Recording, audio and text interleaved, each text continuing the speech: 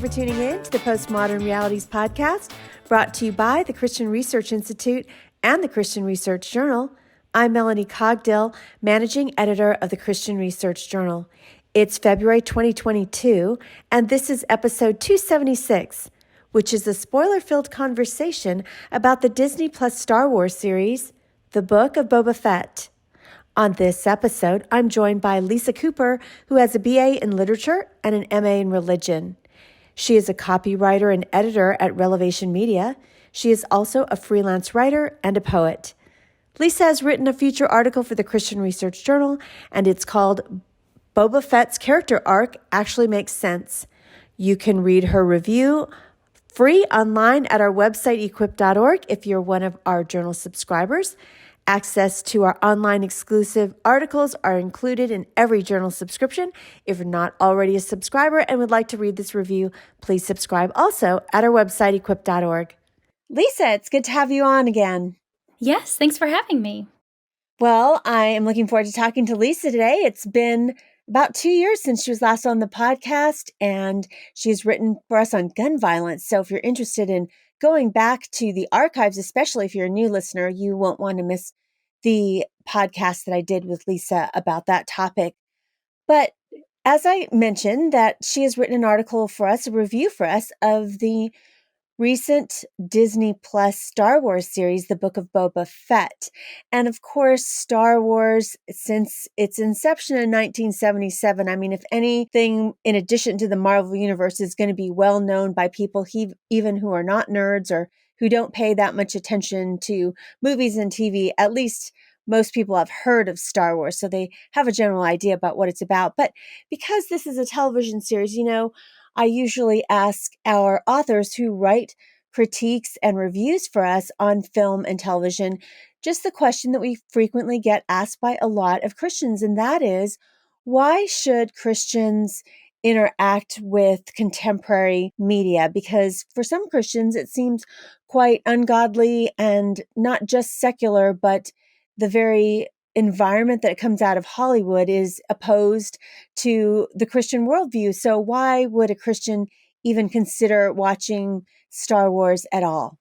Yeah, I think that this is a really great question, especially as we, as Christians, try to be in the world, but not of the world, which is always a difficult line to walk. Popular media today, it really ends up being this moment of connection with other people, and it can drive conversations with others, Christians and non-Christians, about different shared experiences or different opinions about how, something in Star Wars could have worked out differently. You can really get to a lot of interesting conversations about morality and, even come around to the Christian faith at some point.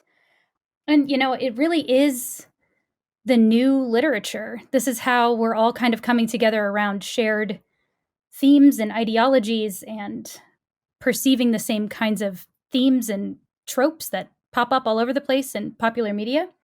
So it really is like a cool way to engage with other people.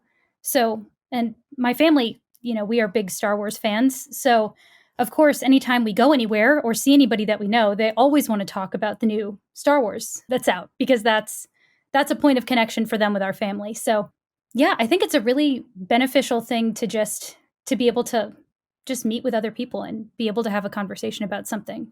Kind of like sports, but not, That's true. I would say that's similar. There's a shared, I guess, interest around something like people who are like football fans in particular. And so in, different nerd universes, there's a camaraderie with certain fans, and Star Wars certainly is that. Star Wars is one of my favorite films, the first one, the original 1977, A New Hope. So it is very interesting that now it seems to get even more just life in exploring some of the lesser known characters and maybe the lesser known time periods of the universe. So in the Star Wars universe, though, for people who are into Star Wars, Boba Fett is fairly well known. But for those people who are, don't know much beyond, Han Solo and Luke and Leia and Darth Vader, can you explain who Boba Fett is and what do we know about him before the beginning of this series, the Book of Boba Fett? I think Boba Fett has kind of become this cultural icon. Basically, he shows up. We see him first in the original trilogy, 4, 5, and 6. He's this rough-and-tumble bounty hunter. I always think about the moment where Darth Vader instructs him, no disintegrations. He's known for being this kind of ruthless murderer, but Darth Vader wants them alive. So he disappears into the Sarlacc pit after Han Solo causes his jetpack to malfunction. And so all of this lore has developed around, well, what happened to Boba Fett? Did he actually die in the Sarlacc? And, then the prequels came out, and the prequels kind of flesh out his character a little bit more. Boba Fett is the unaltered clone of Jango Fett. Jango Fett considers Boba Fett to be his son. Jango Fett is a foundling of the Mandalorians, which explains his armor. We see mention of that later on, in The Mandalorian. So yeah, there's this history of Boba Fett that's a little bit more complicated. He's sort of he's an unaltered clone of a foundling of the Mandalorians. I think we get kind of used to Din Djarin in The Mandalorian, who kind of follows this strict religious sect. But that's not Boba Fett's background. He's kind of been raised and brought into the bounty hunter family. I think about like how he's been kind of this legendary figure. There's this moment on even Parks and Rec where Patton Oswalt stands up at a town meeting to give this dissertation, like to filibuster a bill. And he goes on this rant about Boba Fett emerging from the sands of Tatooine. And, it ends up bearing striking resemblance to what actually happens in this show. And this was like 9 years ago. But so people have been talking about this forever, that Boba Fett probably did live and, what would have happened to him. Even his helmet is like iconic. We had Star Wars cookies on our cookie table at our wedding. And we had like Boba Fett faces, like Boba Fett helmets. So this has become like an icon for Star Wars. So I think there's a lot of mythologizing that went into his character. So going into the Book of Boba Fett, I think there were a lot of high expectations for what he would be like and what he would do. Well, I do want to just give a little bit of backstory to a few mentions to people who aren't, really hardcore Star Wars fans like myself. And that is, you were just mentioning the Sarlacc pit, and we first see this. It's this really grotesque kind of creature, and it's in The Return of the Jedi, which is the movie that was released after the first one, which was in 1977. And it is in this pit in the sand of the desert planet Tatooine, which is where we first see Luke Skywalker in Star Wars, the very first movie. So just to give somebody the background of what is the Sarlacc, or what is the Sarlacc, and where was the Sarlacc pit. Now, before I ask you something specific to the context of Boba Fett's character in particular, I do want to say I'm going to ask you something about the Clone Wars, but in case anybody doesn't know what the Clone Wars is, it's animated TV series mainly. I mean, it was first a feature film, and I remember seeing it in the theater, but I'm not really a big animated person. I mean, I know I do watch animated films for this podcast, but they're not my favorite of any style. It can be anime, it can be Disney. I just don't somehow resonate with animation. But it was back in the day, because I remember my husband and my oldest son, who's now married and an adult, watching it on Cartoon Network back in the day. And it was a very, very rich, my understanding is the Clone Wars is a very rich series, a lot of different characters and some very interesting backstories for characters that happens in this animated. So it's in the animated series that I'm going to ask you about, in case people are like, oh, I don't remember the Clone Wars, although it was a feature film. But you make a point in your article specifically that noticing the context to Boba Fett's character, given that, the Clone Wars changed how we should view his story arc. So what happens in the Clone Wars with Boba Fett? Because I ask this because when you see, and I didn't see the Clone Wars, but when I see this Boba Fett and the Book of Boba Fett, it's just so different than I've always thought of Boba Fett as this real bad guy. And so, what happens in the Clone Wars, and why does that matter as we go into this particular Disney Plus series? Yeah, and it's so difficult when you're talking Star Wars to really get all of the context for everything because there are so many things. So I understand, like, this is a little bit difficult if you have no background in Star Wars. So hopefully the people listening will bear with us a little bit on this. But the Clone Wars animated series, it's actually wonderful. I'm not a huge I don't gravitate toward animation normally either, but there are some really incredible story arcs in that series. So I definitely recommend it if it's at all interesting to you. But the Clone Wars takes place, Boba Fett is early teenager to late teenager in the span of the show. So we see him, he pops up 3 different times. And I think that, the connection between Dave Filoni, who directed the Clone Wars with George Lucas, and also is working on the Book of Boba Fett. This is why I felt like it was necessary to go back to this point, because we see this kind of fills in some of the details after his father, Jango Fett, is killed in Attack of the Clones, which is Star Wars Episode 2. Boba Fett's a kid, and he sees, Mace Windu kill his father. But then when you get to Clone Wars, there you have, like, him as a teen, kind of wrestling with things. So in season 2, there's a pretty big arc. It's 3 episodes that Boba Fett is featured in. And the purpose of this whole arc is Boba Fett is wanting to take revenge on Mace Windu. And so he teams up with some bounty hunter friends. And if you're familiar with some of the other kind of extra Star Wars stuff, Aura Singh, Bosk, and Castus are there. They're fairly well-known other bounty hunters that are in this universe. And so they team up with Boba Fett to kind of enact this revenge plot.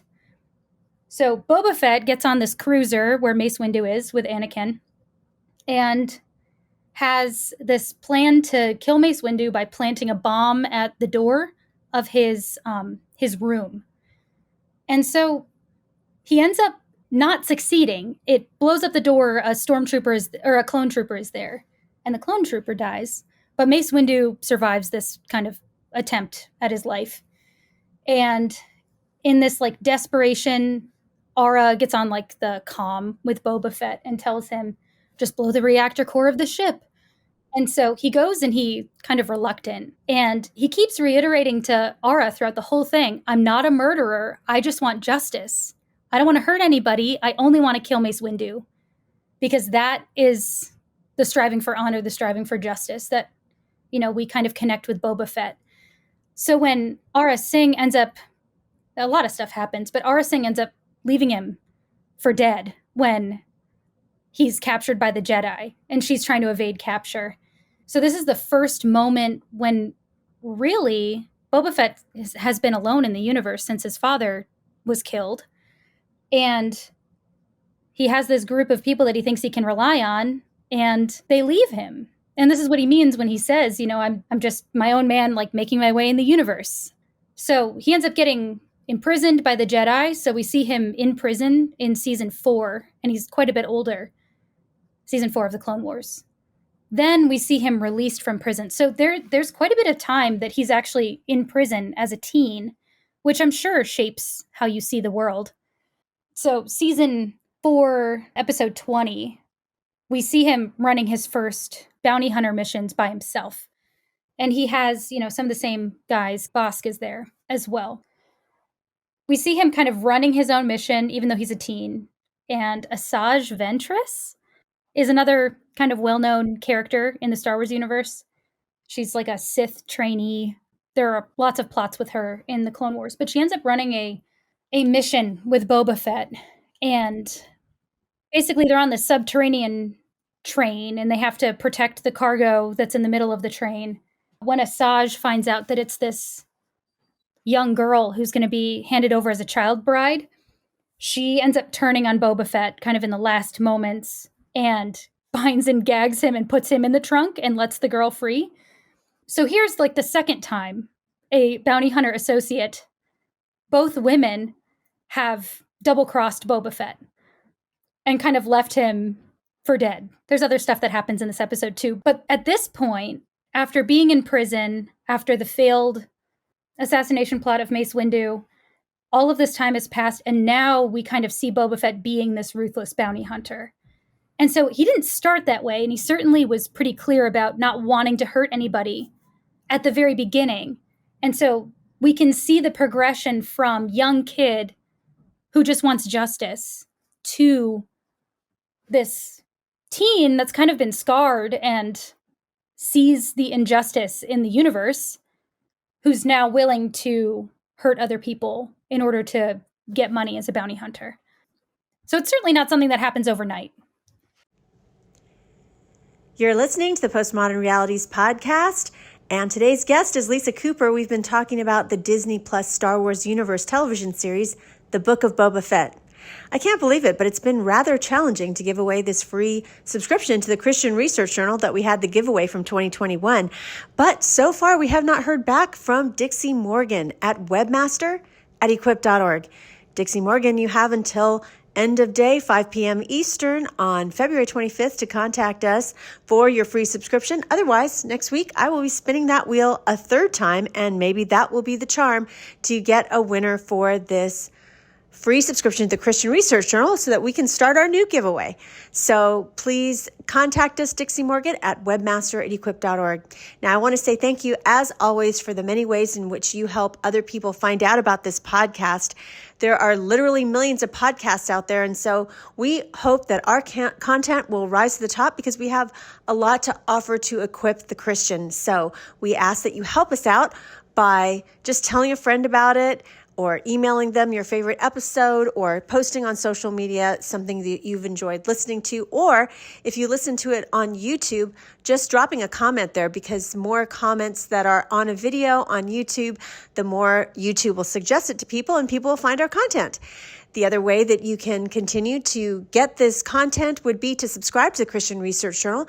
And a subscription includes not only our print issues, but also all of the free online access exclusive that only subscribers can access. So that's part of the $33.54 subscription, not just the print, but also the online exclusives. You can subscribe to our magazine at equip.org. Now, of course, sometimes you don't have in your budget for $33.50, but we would be so grateful to you if you would just give us a tip of the equivalent of a daily coffee that you might have out. So $3 or $5 or even $10, every little bit helps, and you help us meet our budget to pay our fabulous writers, to have them come and talk about all of this content on our podcast, and we are so grateful. So thank you.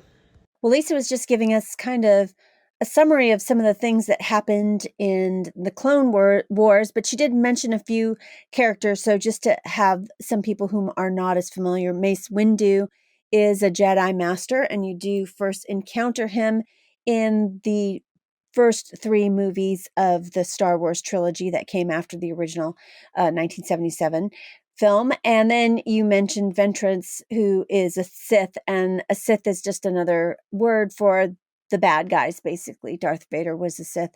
So, and you also mentioned, you were talking about season 4, but I just wanted to let everyone know, if they're wanting to commit to the Clone Wars, it's 7 seasons. So you should know that it's a commitment that you want to do. And as a matter of fact, I mean, like I said earlier in the podcast, I'm a major Star Wars fan, but I didn't watch the Clone Wars. I don't know if I can watch the Clone Wars. I probably should, because my husband still talks about some really fantastic moments in the Clone Wars.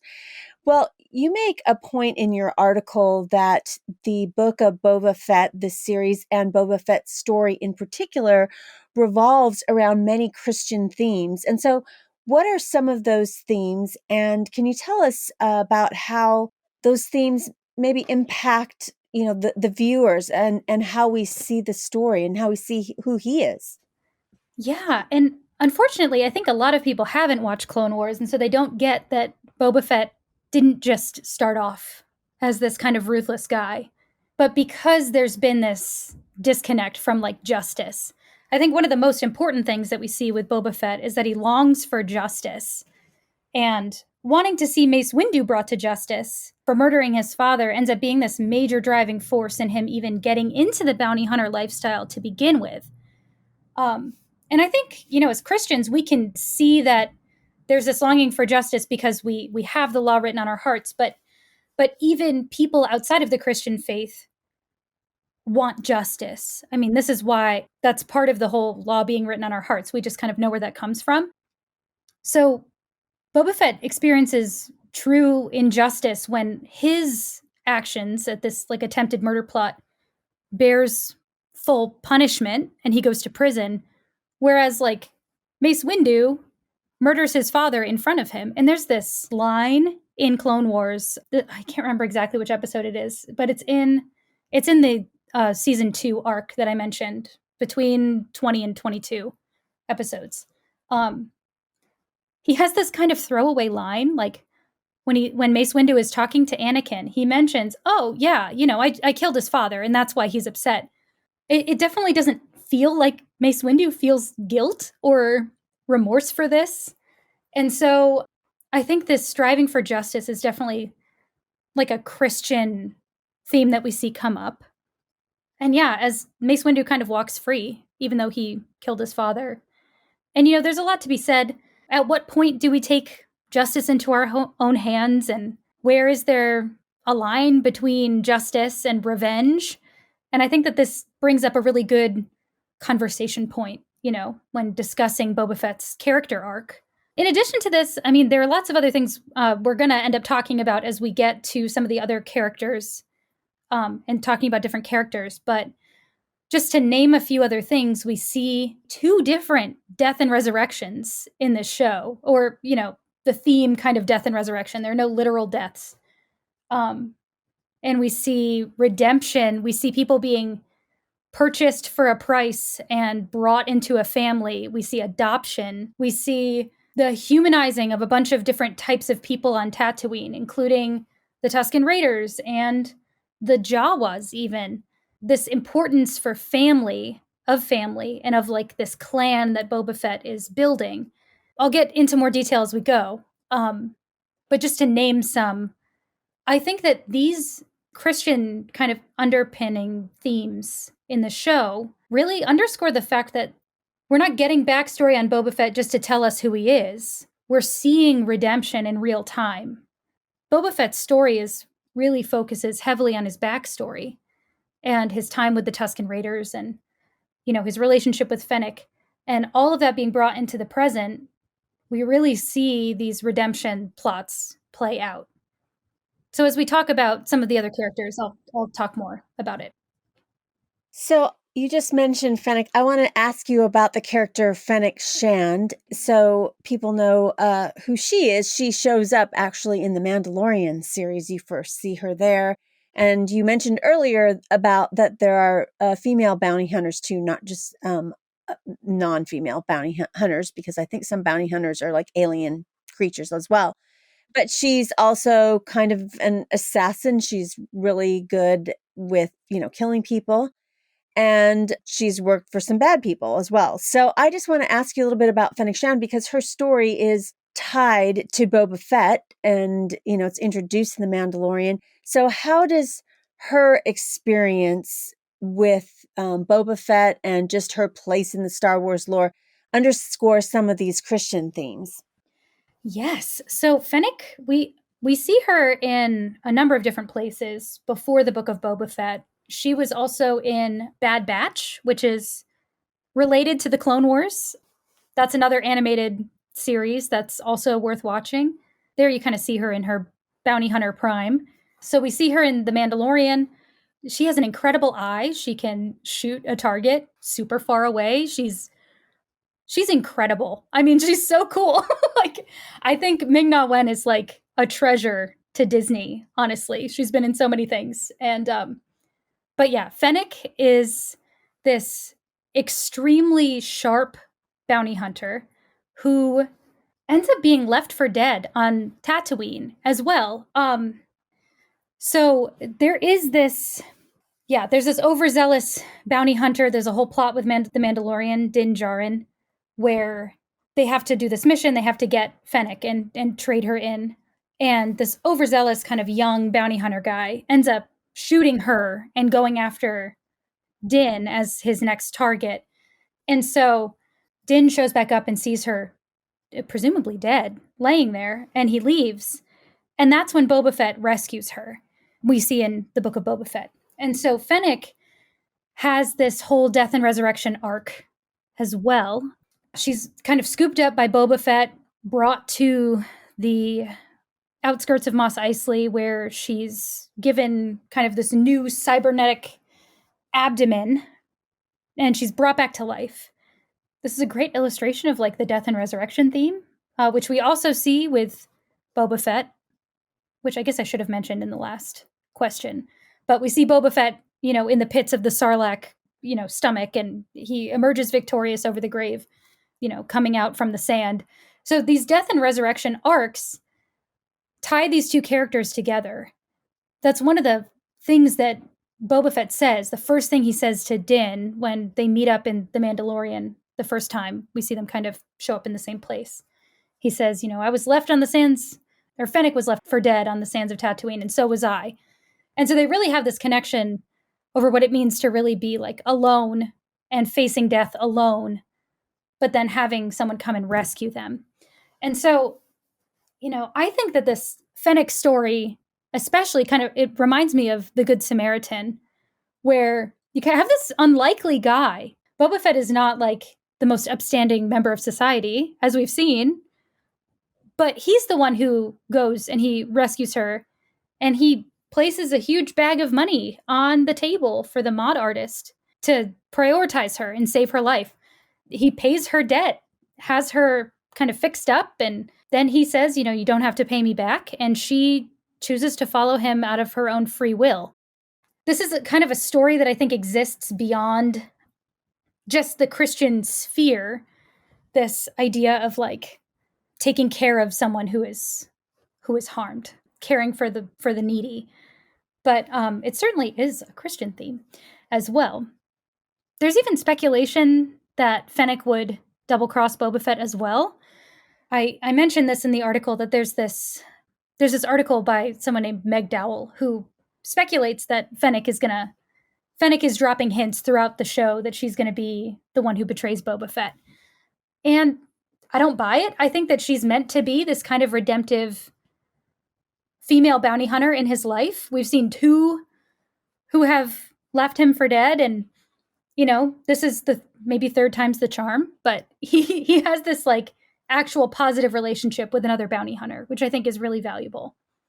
So one of the things that happens in the Book of Boba Fett is there are various episodes with Tusken Raiders, and Tusken Raiders they're not shown to speak English, so they have their own language.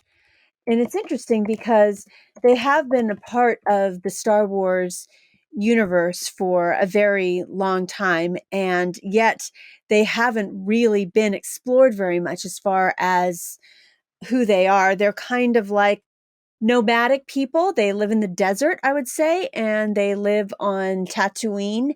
And of course, they were in the original 1977 first film of Star Wars. And they are mysterious in some regard because there's not a lot known about them. So it's very interesting that the Book of Boba Fett uncovers a little bit more about their society. And so what role do they play in shaping who Boba Fett is?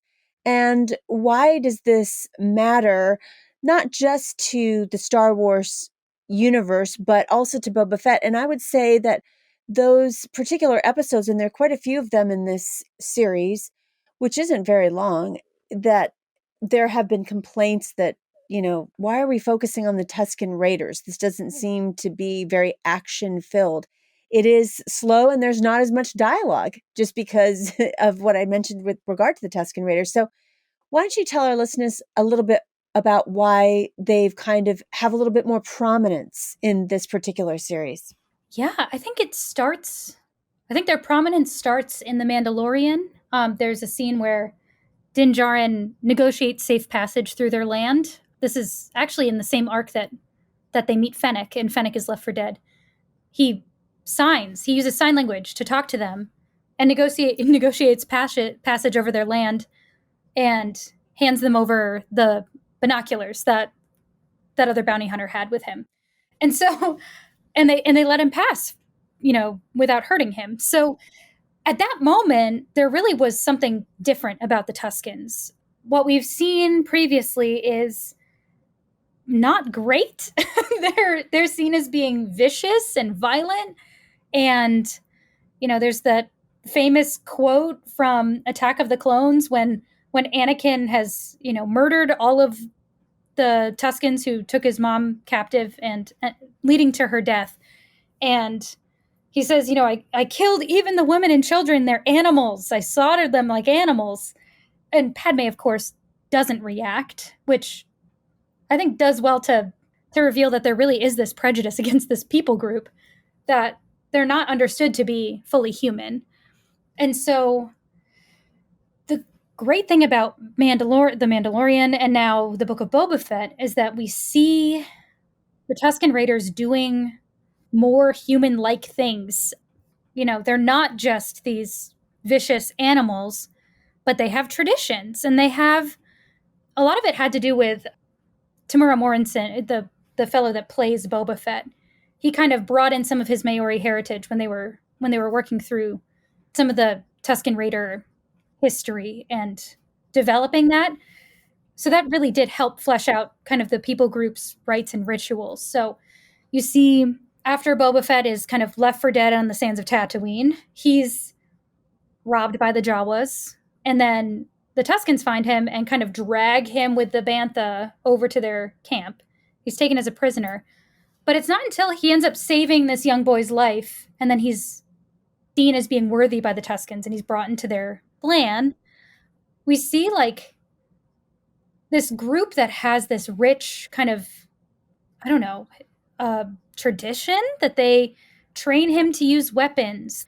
They teach them their history. Talks about how they explain how the Dune Sea used to be full of, water, and how now it's all dried up, and they bring him into their rites and rituals. He has that weird lizard thing crawling up his nose and showing him where to go, and he finds a stick that they make into his weapon. And so there are lots of connections, I think, between that and maybe, it can be applied out to lots of different people groups that over the years people have viewed as being subhuman. I think that there's this really great redemption for the Tuskens, that we see that they're more than just animals who are like vicious and hurting people for passing through their land. There really is like this code of honor with them. And so I read an article called "The Book of Boba Fett is a long overdue PR campaign for Tatooine." It's linked in my article. I think it's a lovely explanation of how the fact that the Tuskens are being redeemed and being like considered more human is actually a really good thing, because we kind of have this bad idea of Tatooine in general. Like, why would anybody want to be there? But yeah, so he points out that the Tuskens have this honor code that Boba Fett also has. And so it makes sense that they would get along. But it's interesting how the people that were supposed to be the most animalistic are actually the people who end up teaching him to be honorable and to rule with respect, and all of the other things that sort of change his character for good in the series. I think that's really interesting. But this also kind of gets back to the Christian theme of, Christians believe that all people are made in the image of God. And so there really is no differentiation between who's more human and who's less human. And that ends up being a really important thing when we look back on our own history as Christians and how the church has treated people, or how our culture has treated people. So yeah, Boba Fett seeing Tuskens as people and also becoming more human by having encountered them, I think is a really important theme to kind of pull out.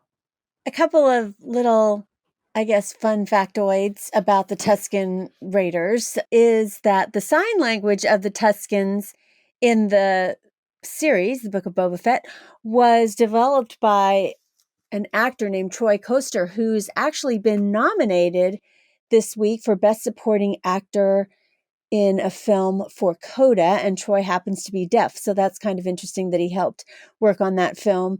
And just so our listeners, if they're interested in the film Coda, which has nothing to do with Star Wars, but to see this actor act, he does a phenomenal job, is we covered that back in episode 251 last summer. And you can find that on our website, equip.org, or in your podcast feed. Look for episode 251 if you're interested in watching the film Coda and then listening to that. But that's kind of fun. Also, Lisa just mentioned Bantha. In case people don't know what that is, they're these giant beasts. They remind me of like woolly mammoths is kind of what they look like. And the Tuscans use them. They ride them. They're kind of their transportation. They're very, not primitive, but they just live really in nature in the desert of Tatooine, kind of like nomads do, probably in deserts in the Middle East kind of thing.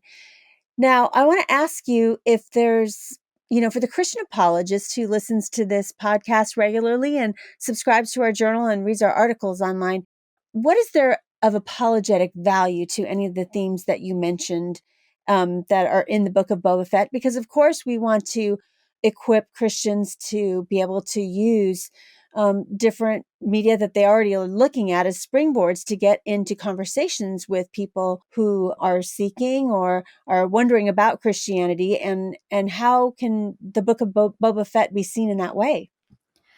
Yeah, so there are so many ways that you can bring up these kinds of themes with non-Christians or other Christians, even to kind of, iron sharpens iron, your faith with other people. But I think, as we're talking about the theme of family, of, Boba Fett ends up being kind of adopted into this family of the Tuscans and accepted and encouraged and brought back to his kind of honorable roots.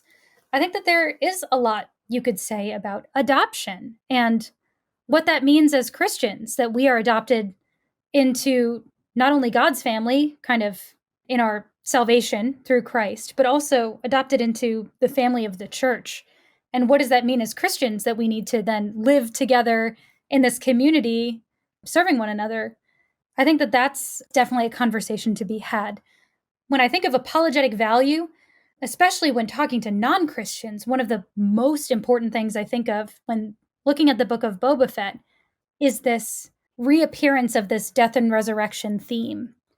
Death and resurrection is the center of the Christian faith. We point back to Jesus' death and resurrection for our salvation. That is the defining feature of our faith.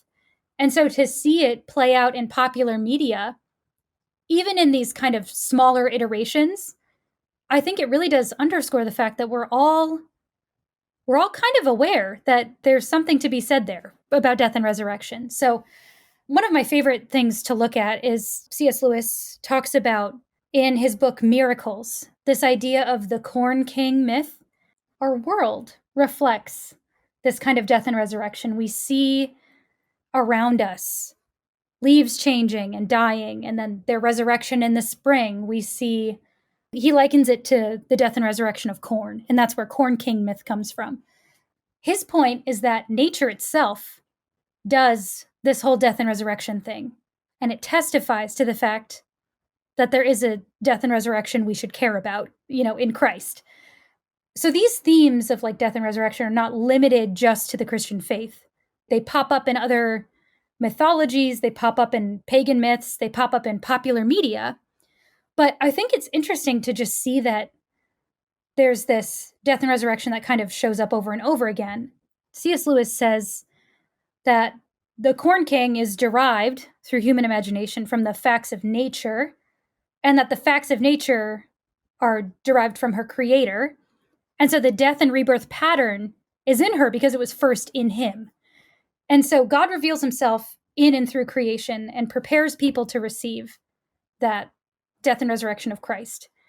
And so it definitely opens up a doorway for a conversation about the central tenet of our faith, which is the death and resurrection of Christ, which I think is kind of fun. There's also, you can talk about morality, about this question of honor and respect that Boba Fett brings up. Is it better to rule out of fear or out of respect? And even so, like, that ends up in the finale. And I know we haven't really touched on the finale yet, but in the final episode of the Book of Boba Fett, we see Boba Fett in this kind of ruling out of honor and respect. He's willing to give up his life for everyone that he's kind of brought into his kind of makeshift household.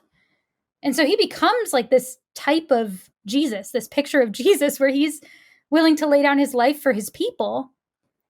And then all of those people end up responding in kind and being willing to lay down their own lives for others. And so there's this beautiful image we get of Jesus um, just in Boba Fett being like willing to lay down his life for others. And so I think that there are these moments of connection to Jesus himself, which I think is really cool and certainly like opens the door for those conversations. Well, I do want to talk about some of the criticisms, I would say fan criticisms of the Book of Boba Fett, and ask you if they have any merit. I mean, literally today, I saw in my social media feed a friend who's a pastor who's a major, major Star Wars fan. I mean, this guy is like a major Star Wars fan and passing it on to his kids in the whole 9 yards.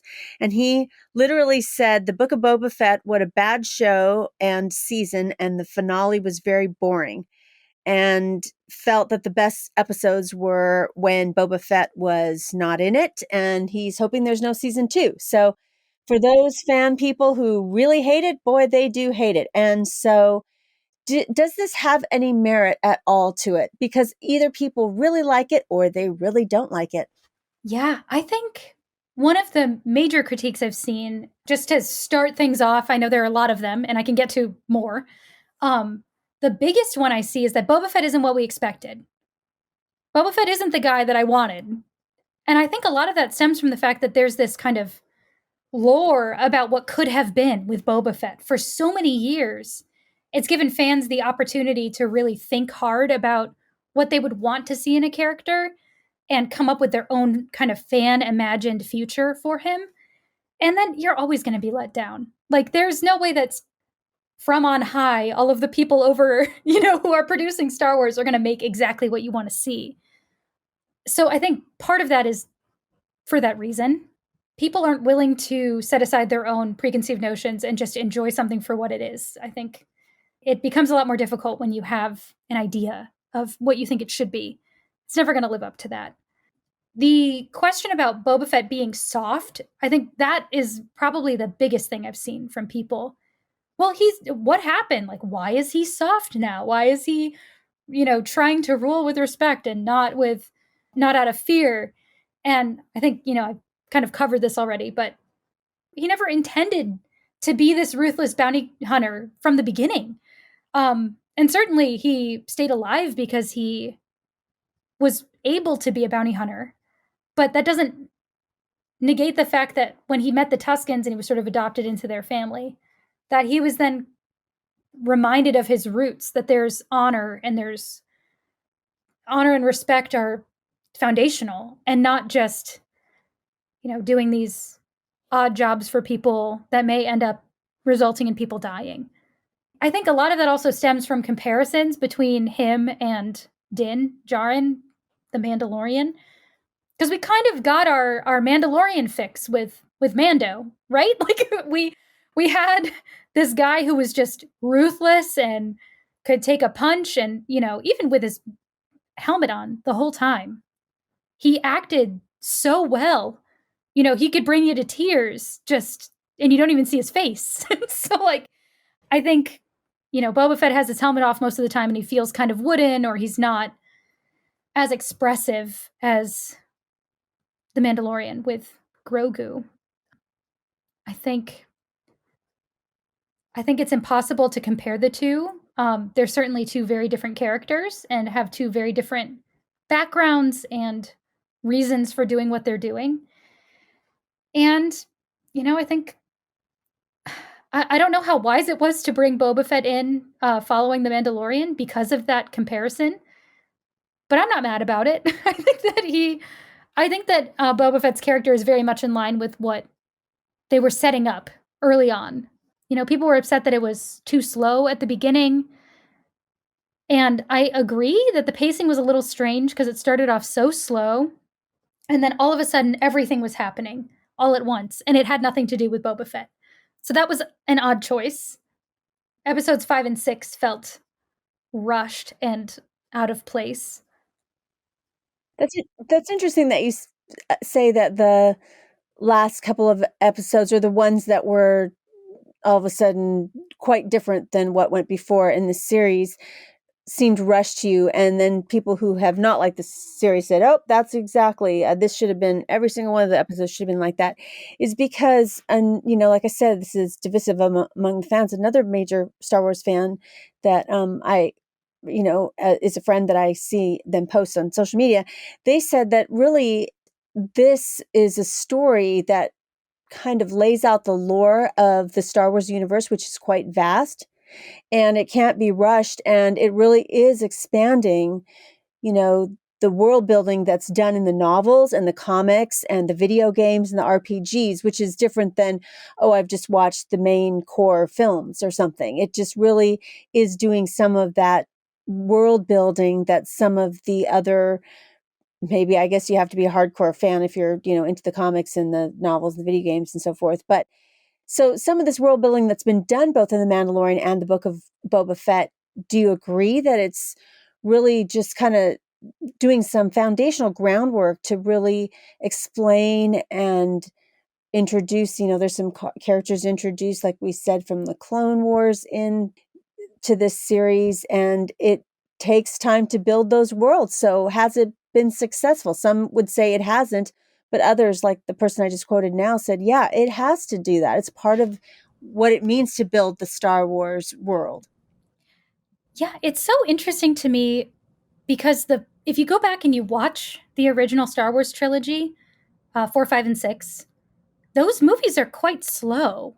There are lots of establishing shots, and you see different worlds, you see people existing in the Star Wars universe. But then when you get to the newest trilogy, 7, 8, 9, everything is so fast paced. It's insane.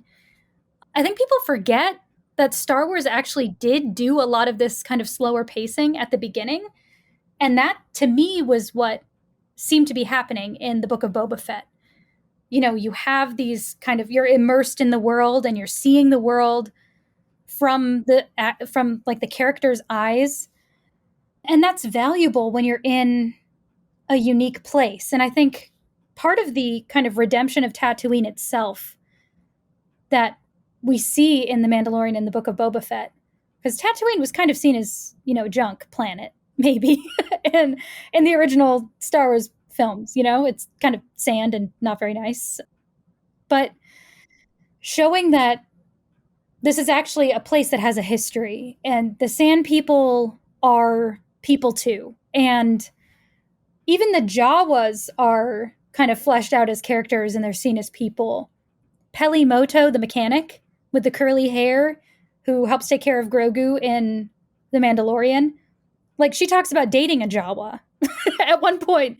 And so you don't even think of the Jawas as being people to date or something like from the main characters in Star Wars. So I think having these moments to kind of redeem Tatooine and to show, there's this history of the Dune Sea, and even in the finale, like purging the evil from Tatooine in getting rid of the Pikes and stopping the spice trade. I think that there's a lot to be said about just building a world that has these redemptive qualities, that has been fixed in one way or another, or fleshed out in one way or another. So yes, like maybe the pacing was slower than we're used to at the beginning, but I think it was for a reason. I think we were, to me, like the Book of Boba Fett was meant to be the character of Boba Fett and what's going on with him, and I think all of the incidentals around it ended up making it feel kind of slower to other people because it wasn't getting to the main storyline fast enough. But that's why when we hit 5 and 6, it really does kind of speed up because it's back in the present tense, present day stuff. So, I mean, I love that the Book of Boba Fett and The Mandalorian have made connections to other Star Wars shows. And that, I think, is what's fun about Star Wars, is that you get to see not just the world building, but also the character building from across different stories. So I want to ask you this. What do you think about Boba Fett becoming a crime lord? You know, he kind of dethrones the Hutts and takes over the Hutts palace and is trying to negotiate with all the various different groups in the main city. How does that, just that whole kind of him trying to manage all the quote unquote bad groups, bad guys, how does this fit into the scope of a redemptive arc? Yeah, so it's so interesting that, you know, that's the scene that we get as the teaser for the Book of Boba Fett is him murdering Bib Fortuna, who was the guy who worked for Jabba the Hutt, who had taken his place after he died. You see Boba Fett and Fennec taking Bib Fortuna's throne, and kind of starting to rule in his place. And that's the shot that you got at the end of The Mandalorian to preview the Book of Boba Fett. And I think maybe that's why people were so upset, is because at the end of The Mandalorian, you get this picture of him as like this crime boss, and you think that that's what the story is going to be about. And it is kind of, it ends up getting there, but then you kind of go backwards and do a lot of background before you even get to the main plot. So I think Boba Fett, having experienced the loss of his people in the Tuscans, we find out in the finale, which, you know, I kind of been speculating the whole time, that the Pikes were responsible for the death of his tribe, the Tuscan tribe that he was a part of. And they blamed the Nico speed bikers for it. And so he takes revenge on them. But then establishing himself in this position as kind of crime lord over this area, to me, seems like an attempt to kind of redeem the land in honor of the Tuscans, to stop the spice trade. He keeps mentioning throughout the series as he's walking the streets that he wants to make it safe. He wants to make the streets safe. It kind of makes sense to me that this is the natural outgrowth of wanting to establish himself outside of the bounty hunter life, or, you know, being for hire. It seems like he'd rather be the one calling the shots. But at the same time, he still has reiterated that he's not interested in ruling like a normal crime boss. He's not wanting to kill people. In fact, he ends up having mercy on a lot of people and bringing them into his whole kind of family that he's cobbling together as like a crime boss. So if he's bringing peace to the streets and reacting against the tyranny of the Hutt rule, and I mean, it's kind of interesting to think about how he and Fennec both worked for the Hutts at one point or another. And they're kind of, instead of being the ones that are hired by the people that rule in that place, they're taking their spot. But I think, you know, we see in the finale, as he gets the respect that he wanted, and there are people bowing to him in the streets, and they recognize that he put his life on the line for them, and they respect him and they honor him. They're, you know, I think what he wanted out of being a crime boss is fulfilled in the finale. And that, maybe that's why, like, at the end, he and Fennec are like, this is kind of boring. Like, I don't know that there's anything else we can do here. We're going to do something else. I don't know. I don't know I don't know what to make of the ending, but yeah, I think that there is something to the fact that he kind of wanted to redeem that position for an honorable goal. So, what do you think about just all the chatter around episodes 5 and 6? Because, of course, episode 5 comes along, and basically, except for Fenix Shand showing up at the very end, it's about the Mandalorian. And, you know, again, it was very divisive about, with fans, the person that I quoted earlier who thought the whole series was very boring, thought the finale didn't work, but the only good things about it were episodes 5 and 6. So what do you make of some of that criticism, and is it even valid? I mean, is it good that all of a sudden we get Mandalorian again and we don't see Boba Fett at all? I thought it was an odd choice. I'm not mad. I loved episodes 5 and 6. There are so many amazing cameos, and cool stuff happens, and I mean, if you put Grogu in anything, I love it. He's my favorite. So I'm not mad about it, but I think it was kind of weird to have Boba Fett not in episode 5 at all and not speak in episode 6, but just kind of show up in the background of a scene. It was kind of odd. But I think when you take it together with the finale, it's sort of like having a film kind of broken up into 3 pieces. Where you have the setup of what's going on in the world, and then you have Din Djarin, who's at the same time going to show up in the main storyline for Boba, but he needed to be in the right place at the right time, so they had to kind of get him there. And getting Grogu in the right place at the right time too, so that he can play the role that he played in the finale. I think it makes sense. So I'm not mad. The cameos were great, and anytime I get to see Ahsoka, I'm happy as well. She also has a ton of history with Star Wars in different various places in the Star Wars universe. She's in the Clone Wars and in Rebels, and she's kind of been all over the place. She was in The Mandalorian. So bringing Cad Bane in was also really exciting as someone who's watched the Clone Wars. So these are all good things, and they ended up being a good setup for the finale. But I think in the midst of them, I was sort of waiting for Boba Fett to show up, and it felt kind of strange. So speaking of the finale, let's talk about the finale. And I quoted someone earlier who said, "What was that finale?" But did you expect the finale to be that? And I do want to mention to our listeners, you've mentioned the name a few times, Grogu. That would be AKA Baby Yoda. So he's another creature that looks like Baby Yoda. He is, in fact, kind of a baby. I think he's only, under less than 100 years old. So that's a baby with their species. And he's kind of attached to the Mandalorian. They're kind of buddies. So what did you think about the finale? Did you think that it wrapped everything up? Did it leave you wanting more? Did you feel like it's setting us up for the Mandalorian season 2 or 3 at this point?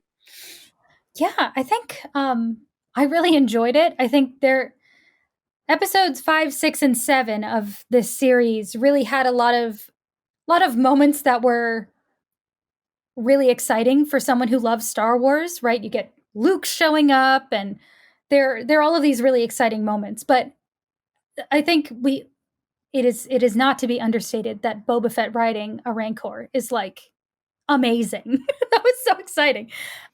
But yeah, I think wrapping up the storylines and kind of bringing the whole conflict of the Pikes and running their spice run through Tatooine, bringing that to a close, I think made a lot of sense for the story. And we get some amazing dialogue between Boba Fett and Din Djarin, and they're talking about honor and committing to die for one another. Just perfect, like Mandalorian stuff. You see an end to Cad Bane, which is wonderful when I've kind of been invested in this character for a long time, and I've seen him around a lot over the course of Star Wars universe. So it's nice to see kind of where his story ends. Fennec being awesome and getting rid of all of the Pike Syndicate members and other territory leaders. And again, Ming-Na Wen is just amazing. I think the reunion of Grogu and Din Djarin is adorable and great. I don't know. I can just go on. But I thought it was a good wrap up. It was better than I expected because I felt like there were so many things kind of left in the open, and it could have gone a million different ways. But I think we see a satisfying payoff for all of the character development that Boba Fett did at the beginning of the series, episodes 1 through 4. All of this heavy lifting for his character pays off in the finale. And that was really what I was hoping for. I was hoping that the character development was really the point. And I think the finale proved that it was. Because his ability to restrain himself in a confrontation with Cad Bane and then be willing to risk his life for his people. There are all of these moments that, it wouldn't have made sense with Boba Fett's character if we hadn't seen this kind of development in the beginning of the series. So I'm not quite sure what to do with the ending, like I said, but is Cobb Vanth, the mayor, going to take over? I'm pretty sure that was him in the Bacta tank at the end. I'm not sure. I love the redemption arc of Chrysanthemum, the giant bounty hunter that was going to kill Boba Fett, but then Boba Fett saved his life. Now he's the one who was willing to put his life on the line for Boba Fett. There were all of these moments of like redemption and really character payoff, which I thought was great. Well, finally, I want to end the podcast by asking Lisa a couple of fun rapid fire questions. I do this so that our listeners and subscribers can get to know our authors a little bit better. So, according to you, maybe just today, what is the best sandwich? Ooh, okay. I love a good like Italian sub, but it has to have all of the stuff on it, like oil, vinegar, mayonnaise, all of the things, all of the sides. And okay, this has to be asked after our in-depth conversation. What is your favorite Star Wars film? I know that you like some of the other things like the, Clone Wars and things like that, but let's just keep it to the first 9 films. It's got to be Return of the Jedi. And, it's going to be spring soon and spring cleaning. So what is something that you own that you should really throw out? Oh, no. I think I have a pile of papers on my desk that I need to go through and throw out. Well, thanks, Lisa, for being a guest on the Postmodern Realities podcast. Thanks for having me. You've been listening to episode 276 of the Postmodern Realities podcast, which was a discussion of the Disney Plus Star Wars series, The Book of Boba Fett. Today's guest was Lisa Cooper, and she's written an online exclusive article review for the Christian Research Journal. Her review is called Boba Fett's Character Arc Actually Makes Sense. And our subscribers can read her review for free online at our website, equip.org. If you're not already a subscriber and would like to have some of this online access, you can try it out for $4.99 a month if you want to, or you can get everything, our print magazine and our online access if you'd like to subscribe at equip.org.